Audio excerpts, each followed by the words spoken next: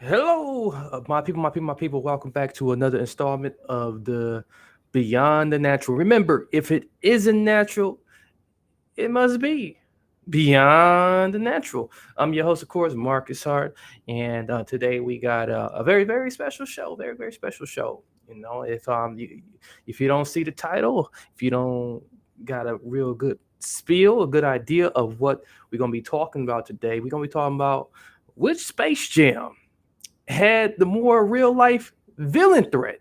Okay, so as ironic as it is, this is gonna come off as like sort of almost like a movie review, but more it's gonna be more specifically critiquing villains. We're gonna be kind of like doing a comparing and contrasting about the villains that was in like Space Jam 1, and then the villains that the villain is only one villain really. Even though some people, I have heard from some people that like, well, LeBron came off as a villain at first, the way he was to being as the overbearing father, and then of course, yeah, I mean, it was just the movie was kind of overall all over the place. I would agree, I would agree, So I'm not going to sit up here and um and then say that the movie didn't have a bit of ADHD, ADD, symptoms going on.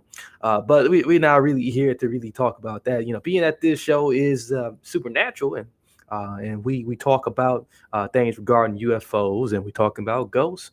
Sometimes we get movies that we want to references, to kind of like look at these movies and say, what if that happened in real life, or what really inspired the writers to write in this way that to put this type of image out here on screen for us to like what are they really saying. And all the times I always look at movies in a different light, and I always like take a step back and say, it's really connecting the dots. But sometimes movies can really miss the mark on like what's really going on and inside of the heads of those of us who are just walking around and experiencing this thing called life. So yeah, because of the fact, let's look at our two villain groups. So we on one side we got Space Jam 1, where the villains in that particular movie, and what I like about Space Jam 1, and I'm going to allude to it later too, and of course I want your comments. I want your feedback too. If you happen to be, watching this or listening to this, however, like drop a comment, drop a review. Tell me what you think, about the whole Space Jam 2 movie if you saw it, and if you saw Space Jam 1, give us some feedback, give us some input, as it does help the conversation to formulate a little bit more and stimulate what they call thought process. Back to what I was saying. In Space Jam 1, they had Nerdlucks, which they transform into the Monstars. So the Nerdlucks, are this group. It was a uh, four four group, a four four little aliens, these little small little aliens.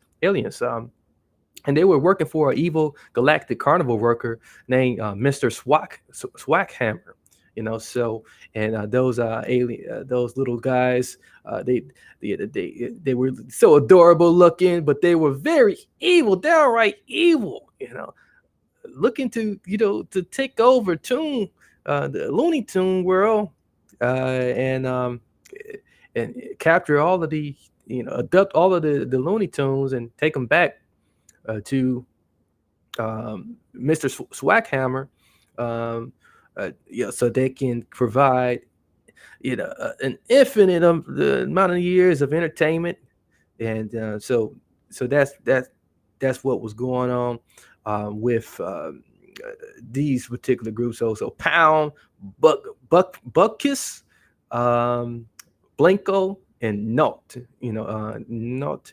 That should be. I think I'm saying that correctly. So then in Space Jam 2, they introduce us to they say the villain in this movie. And again, this could be up to debate. Rather there was more than one villain. Um, but it's clear that like the villain, the main villain and character that they wanted to paint in this movie was Algae Rhythm. Algae Rhythm. So a little play on words there, Algae Rhythm. So played by Don Cheadle. So in human form, he looks like he's in human form, but really what he is, he's an evil computer algorithm who rules over servers. So he's like the king of servers, and and then he's in this virtual reality uh, in cyberspace. He's housed in different worlds, like based on Warner Brothers properties.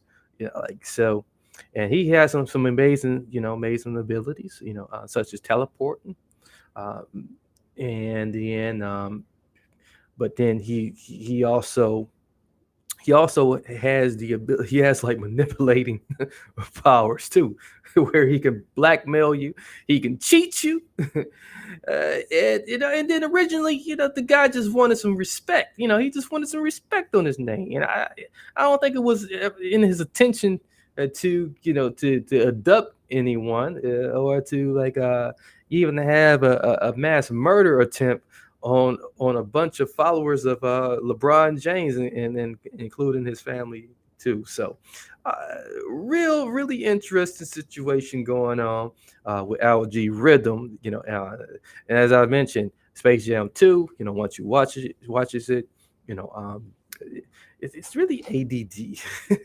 It goes all over the place. It takes you to like um, different like things, like and there's so much product placement, is loaded with product placement all over the place. It's crazy, man. It's so crazy.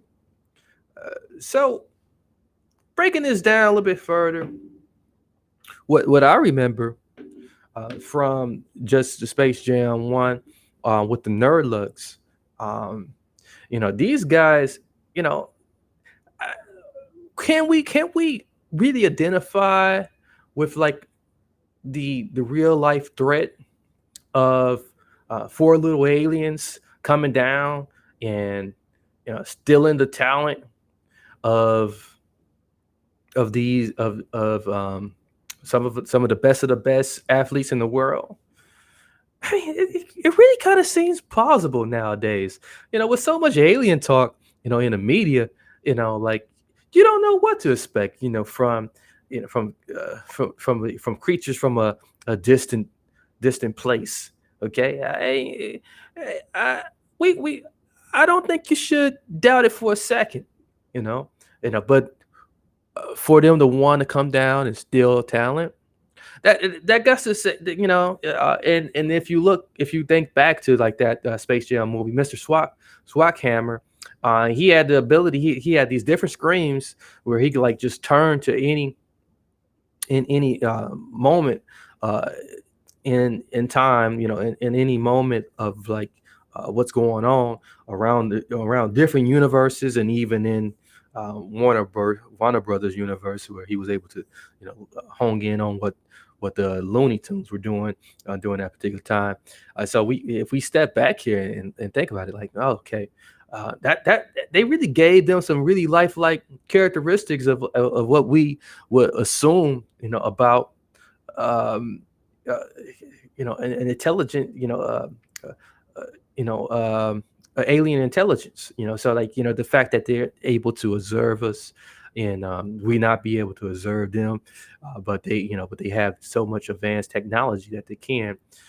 Now, an interesting aspect that they put to it, I mean, and I'm pretty sure it was just to keep them more cartoon-like, was the fact that these beings, these four little beings, had the ability to uh, to to, desolidify themselves into water, into liquid.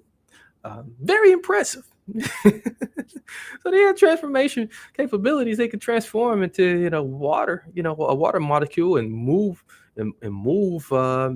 onto their victim, and then then suck out what they wanted from from the from the victim, and the victims in this case was like the four basketball players that like four superstars in the NBA that they wanted to acquire the talent from. Um, yeah, so it's like you hear these different alien abduction stories, and you hear like how they probe you and everything like that. I think that really, really inspired the readers. I mean, the writers a lot. To kind of write write how these aliens move about in Space Jam One. So really interesting, and in the fact that like they just only stole the talent of those NBA superstars, but they didn't fully abduct them.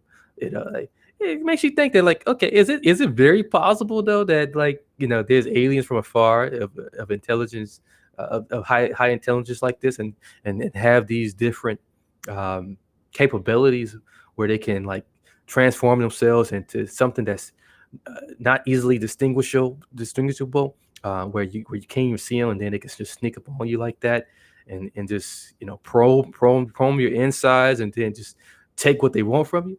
It seems very plausible. I don't know. Like again, we don't know what's going on out there in far away universes. But what we do know is that like some there could possibly be something out there. For Space Jam One, the way it was written around those times, I think there was still a lot of assumptions and then also just using a lot of collected uh, available things we have about alien abductions and how aliens will move about around the universe. Is what they probably read off, or was inspired to write off of. So very interesting. So, but shout out to those little guys.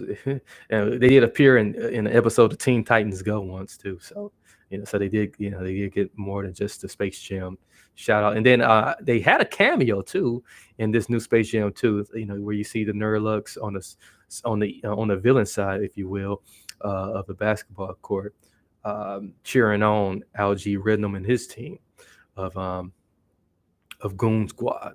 So Algae Rhythm, let's talk about Algae Rhythm. So we go back to Algae Rhythm. So like how real life is this villain threat, of a evil computer algorithm, which is typically, in plain words, uh, artificial intelligence, a highly sophisticated artificial intelligence, that resemble, like how we look, how we move, the emotions, and the different sense of humors.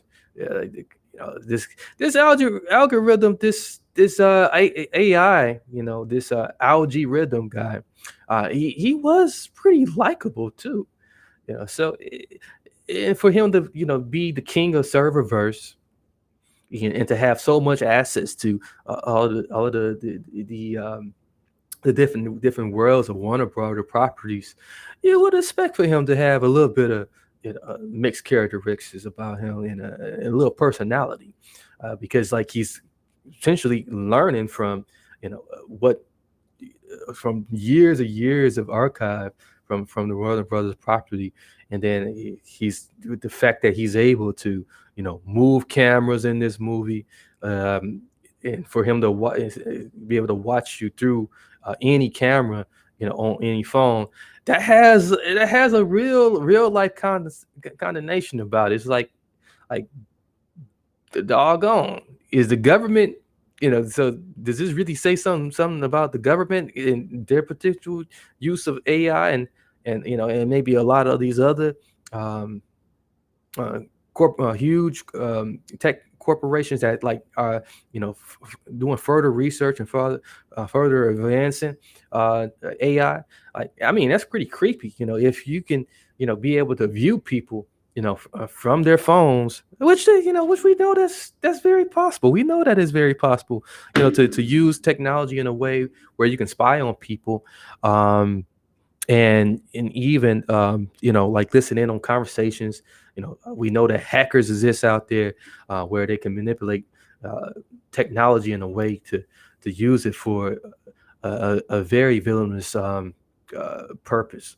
So this, so Algae Rhythm, when you think about him, he does have like more of it is more of a real life threat than that of like Space Jam 1 with like the four aliens and Nerdlucks slash Monstars. And once again, we won't discount that. We won't discount that. But this really plays into like, some many of our fears right now of like artificial intelligence becoming so intelligent that like it can be personally offended and and then then makes a decision on his own to try to try to take us out, try to commit mass murder against human beings, or just take over all of our technology where we can't even control it.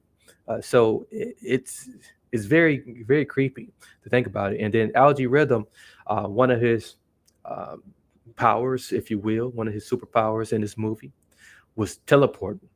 He had the ability to teleport, so he can teleport anywhere he wanted to.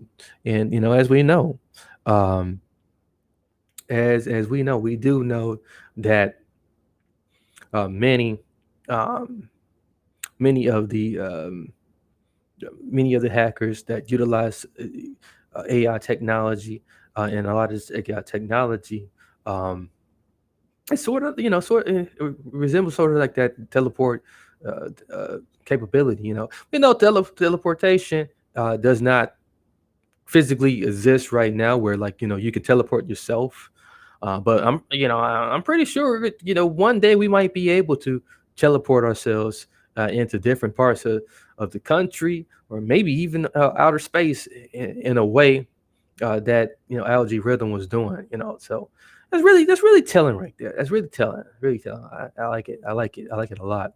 We do know about holograms though. So um, we seen holograms um, uh, used, like for like acts, like like for like a Tupac concert, and for other like dead, um, um, for other dead musicians and artists. We've seen holograms used on TV, um, at a very low quality level, but these technologies, really do exist right now.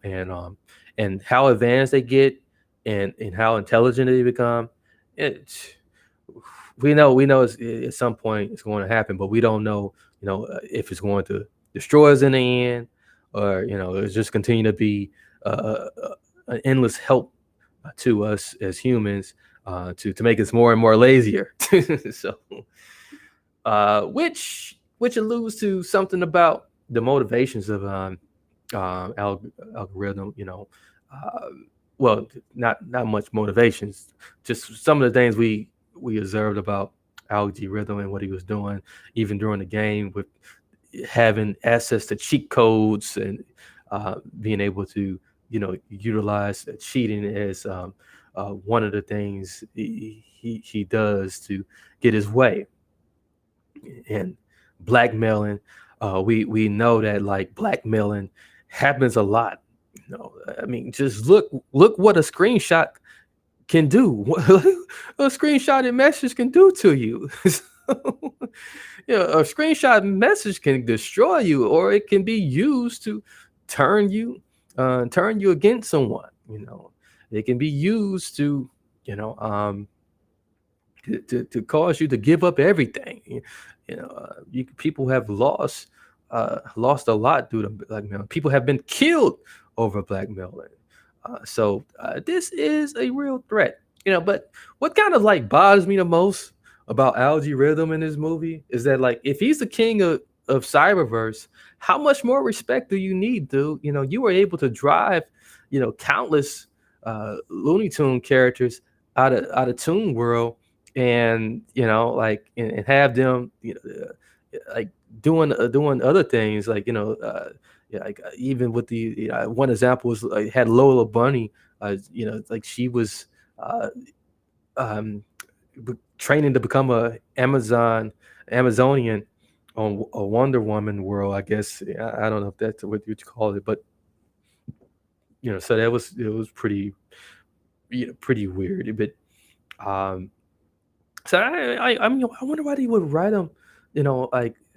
But I guess that kind of makes sense too if you think about it. Like, okay, here we have the king of the cyberverse.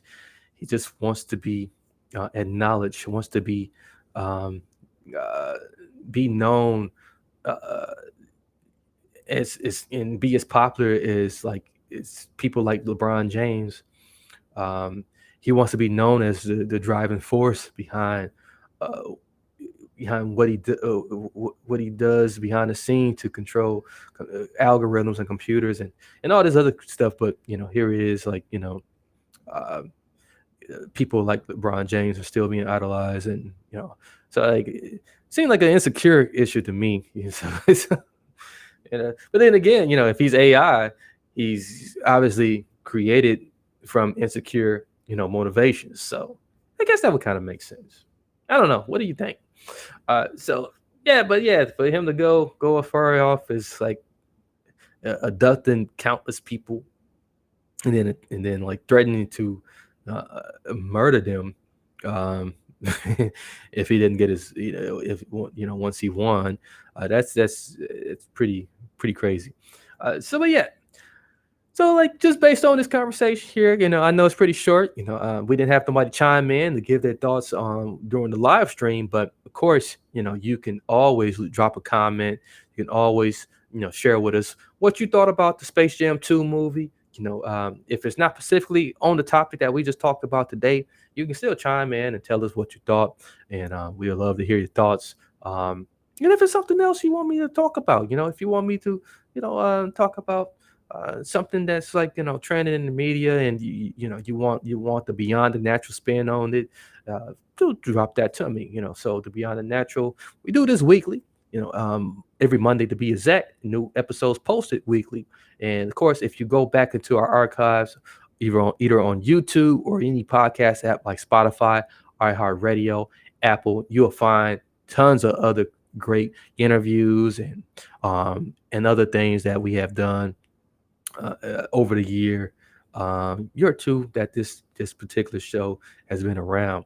So I really appreciate everybody's contributions to make us who we are, and the share, if you haven't already, share will help too. More shares are always helpful as it gets the word about what we're doing out to many more. A share is very free. We don't charge you nothing just to share the program, or just to hit us with a simple like. So that's all I got for you guys. I thank you guys for your cooperation today, and just for your heavy patience, and just for everything you're doing. Like right now, subscribe right now if you're not subscribed. Catch you next week. Bye bye.